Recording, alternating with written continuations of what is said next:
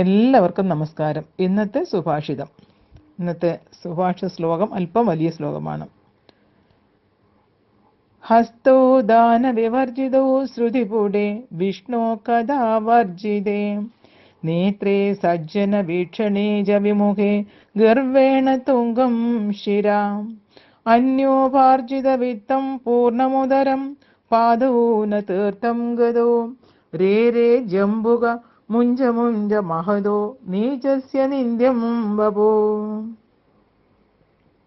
ഒരു കുറുക്കൻ മറ്റൊരു കുറുക്കനെ നോക്കി പറയുന്നതാണ് ഈ ശ്ലോകം. അതായത്, വിജനമായ ഒരു സ്ഥലത്ത് കിടക്കുന്ന ഒരു മനുഷ്യജഡം ഭക്ഷിക്കാനെത്തിയ ഒരു കുറുക്കനെ മറ്റൊരു കുറുക്കൻ തടുക്കുന്നു. പറയുന്ന കാരണം എന്താ? ഈ മരിച്ചു കിടക്കുന്നവൻ മനുഷ്യാധമനാണ്. പരോപകാരാർത്ഥം ഇതം ശരീരം എന്ന ആപ്തവാക്യം ഇവൻ കേട്ടിട്ടേയില്ല. ഈ ശരീരം കൊണ്ട് ആർക്കും യാതൊരു ഉപകാരവും അവൻ ചെയ്തിട്ടില്ല, ഈ ജന്മത്തിൽ അവൻ ചെയ്തിട്ടില്ല. അതേപോലെ ഈ കൈകൾ കൊണ്ട്, ആ ശരീരത്തിലുണ്ടല്ലോ കൈകൾ, ആ കൈകൾ കൊണ്ട് ആർക്കും ഒരു ദാനവും ചെയ്തിട്ടില്ല. കാതിലൂടെ സച്ചരിതങ്ങൾ ഒന്നും കേട്ടിട്ടില്ല. കണ്ണുകൊണ്ടോ സജ്ജനങ്ങളെ ദർശിച്ചിട്ടില്ല. സജ്ജനങ്ങളെ നിന്ദിക്കുകയും അഹങ്കാരം കൊണ്ട് ശിരസ് ഉയർത്തിപ്പിടിച്ച് നടത്തുകയും അവനവന്റെ ആവശ്യത്തിന് പോലും പണിയെടുക്കാതെ ഇത്തിൽക്കണ്ണി പോലെ മറ്റുള്ളവരുടെ അധ്വാന ഫലം കൊണ്ട് ജീവിക്കുകയും ചെയ്തവനാണ്. ഒരു തീർത്ഥയാത്ര പോലും ആ കാലുകൾ ചെയ്തിട്ടില്ല, ഒരു തീർത്ഥ സ്നാനവും ചെയ്തിട്ടില്ല. ഇത്രയും നിന്ദിനായ ഇവന്റെ നികൃഷ്ട ജഡം തൊട്ടു പോകരുതേ, തൊട്ടാൽ നമുക്കുള്ള സ്വല്പ പുണ്യവും നഷ്ടമാകും എന്നാണ് കുറുക്കൻ മറ്റൊരു കുറുക്കനെ ഉപദേശിക്കുന്നത്. അതെ, ഒരു മനുഷ്യ ജന്മം ഒന്നിനും ഉപകാരപ്പെടാതെ, ജീവനോടിരിക്കുമ്പോഴും ഉപകാരമില്ല, അതിനുശേഷം മരിച്ചതിന് ശേഷം മനുഷ്യജനം കൊണ്ട് എന്തുപകാരം ആർക്ക്? കുറുക്കനെങ്കിലും ഭക്ഷിക്കാന്ന് വെച്ചാൽ ആ കുറുക്കനാണ് പറയുന്നത് അതിൽ തൊട്ടു പോകരുതേ എന്ന്. അപ്പൊ കുറുക്കന് പോലും വേണ്ടാത്ത ഒരു ജഡമായി മാറുന്നതിനെ കുറിച്ചിട്ടാണ് പറയുന്നത്.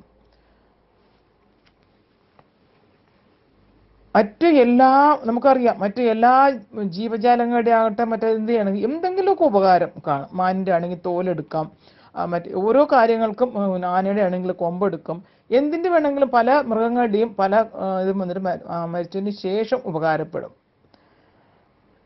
പക്ഷെ ഈ മനുഷ്യൻ മരിച്ചു കഴിഞ്ഞ് ആ ജഡം കൊണ്ട് ആർക്ക് എന്ത് നേട്ടം? ആ ജഡം കൊണ്ട് ഒരു നേട്ടവുമില്ല. അപ്പൊ ജഡമാകുന്നതിന് മുമ്പ് മനുഷ്യനായി ജീവനോടിരിക്കുന്ന സമയത്ത് വേണം അത് ഉപകാരപ്രദമാക്കാൻ. ആ സമയത്ത് ഈ നമുക്ക് കിട്ടിയിരിക്കുന്ന ശരീരം, ഒരു കുറവില്ലാത്ത ഒരു ശരീരം, വൈകല്യമൊന്നുമില്ലാത്ത ഒരു ശരീരം നമുക്ക് കിട്ടിയിട്ടുണ്ടെങ്കിൽ ആ ശരീരം കൊണ്ട് എന്തെല്ലാം കാര്യങ്ങൾ ചെയ്യാൻ, നമുക്ക് പല കാര്യങ്ങളും ചെയ്യാൻ പറ്റും. മനുഷ്യർക്ക് ഉപകാരപ്രദമായ ഒരുപാട് കാര്യങ്ങൾ ചെയ്യാനാണ് ഈ ശരീരവും ശരീരത്തിലുള്ള അവയവങ്ങളും തന്നിരിക്കുന്നത്. നല്ല ദൃഢമായ കൈകൾ, പക്ഷെ ഉണ്ടായിട്ട് എന്ത് കാര്യം? അതുകൊണ്ട് അധ്വാനിക്കണ്ടേ, എന്തെങ്കിലും ജോലി ചെയ്യണ്ടേ,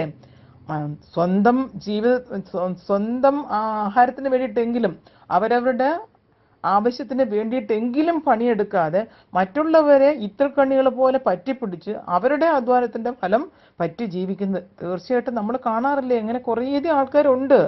നമുക്ക് സമൂഹത്തിൽ അങ്ങനത്തെ കുറേയധികം ആൾക്കാരെ കാണാം. സ്വയം അധ്വാനിക്കാതെ മറ്റുള്ളവരുടെ അധ്വാന ഫലത്തെ കൊണ്ട് ജീവിക്കുന്നവര്. അത് ഒരുതരം ഇത്തിൽക്കണ്ണികളെ പോലെ, മരത്തിൽ പറ്റിപ്പിടിച്ച് ഇത്തിൽക്കണ്ണികൾ അറിയാമല്ലോ എന്താണെന്ന്. അത് സ്വയം ഒന്നും അധ്വാനിക്കാതെ മരത്തിന്റെ അധ്വാനം കൊണ്ടാണ് ജീവിക്കുന്നത്, അതിൽ നിന്നാണ് അതേപോലെയാണ് മനുഷ്യരും. ധാരാളം പേരുണ്ട് അങ്ങനെ, ധാരാളം പേരുണ്ട്. അപ്പൊ അങ്ങനെ ഒരു ജീവിതം എന്ന് പറഞ്ഞാൽ അത് വെറും ഒരു പ്രയോജനമില്ലാത്ത ഒരു ജീവിതം. അങ്ങനെ എന്നാലോ ഇത് അഹങ്കാരത്തിന് ഒട്ടും കുറവില്ല. അഹങ്കാരം തലയിങ്ങനെ ഉയർത്തിപ്പിടിച്ചേക്കും. ഗർവേണ തുങ്കം ശിര, ശരിസിങ്ങനെ ഉയർത്തിപ്പിടിച്ച് അഹങ്കാരത്തോടെ നടപ്പൊക്കെ, അതിനൊന്നും കുഴപ്പമില്ല. അതുപോലെ തന്നെ ഒരു പുണ്യസ്ഥലങ്ങളിൽ പോവുകയോ ഒരു പുണ്യ ദർശനം ചെയ്യുകയോ അങ്ങനെ ചെയ്യില്ല. പുണ്യതീർത്ഥങ്ങളിൽ സ്നാനം ചെയ്തിന് പോയിട്ടില്ല.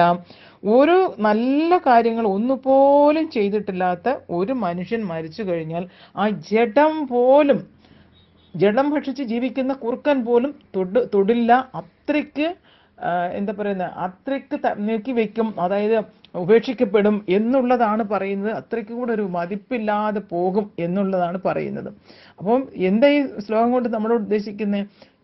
നമ്മൾ മരിച്ചതിന് ശേഷം ഒന്നും ചെയ്യാനില്ല. നമുക്ക് മരിക്കുന്നതിന് മുമ്പ് ജീവനോടിരിക്കുന്ന സമയത്ത് നമുക്ക് കിട്ടിയിരിക്കുന്ന ഈ ശരീരം കൊണ്ട് നമുക്ക് എന്തൊക്കെയാണോ ചെയ്യാൻ പറ്റുന്നത് അതൊക്കെ ചെയ്യണം എന്നാണ് പറയുന്നത്. അവനവന്റെ കാര്യത്തിനും അവനവന്റെ സ്വന്തം നിലനിൽപ്പിന് വേണ്ടിയിട്ടും സ്വന്തം ഭക്ഷണത്തിന് വേണ്ടിയിട്ടും എല്ലാത്തിനും വേണ്ടി ചെയ്യുന്നതും അതുപോലെ തന്നെ മറ്റുള്ളവർക്ക് ഉപകാരം ചെയ്യുന്നതിനും വേണ്ടിയിട്ടാണ് നമുക്ക് ഈ ശരീരം കിട്ടിയിരിക്കുന്നത്.